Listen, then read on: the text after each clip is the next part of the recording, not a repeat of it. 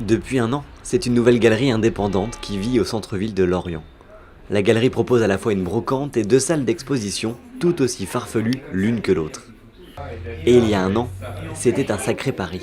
C'était même un gros challenge pour la ville et pour moi-même en l'occurrence, parce que essayer de faire une galerie qui sort de l'ordinaire avec de l'art bizarre, insolite, brut, singulier, et la petite brocante qui elle aussi est avec plutôt axée sur cabinet de curiosité et objets usuels des années 30 aux années 80, le public était à chercher.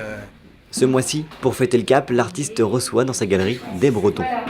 Pour tout le mois de juin, on a une exposition de collage, donc 4 collagistes présents, dont un qui fait du collage numérique et qui est également créateur de jeux vidéo.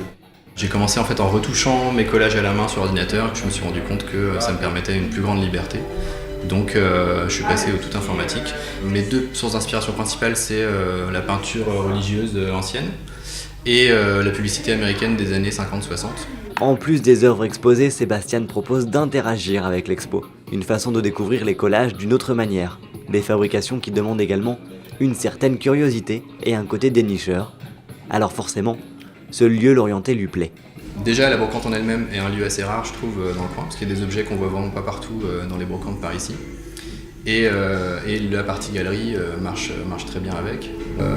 Et c'est une bonne idée en fait d'avoir la brocante qui soutient aussi le lieu artistique qui permet de vivre, ce qui n'est pas forcément facile pour les galeries. Fouiller, c'est ce que fait Isabelle dans les magazines, les revues. Elle cherche pour coller.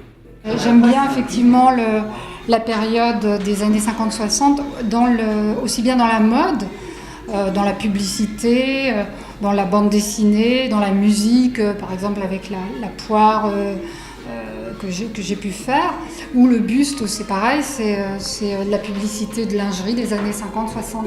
Mais pour qu'un lieu artistique comme celui-ci fonctionne, il faut attirer et captiver le public. Et là, il a fallu réfléchir les soirées de vernissage.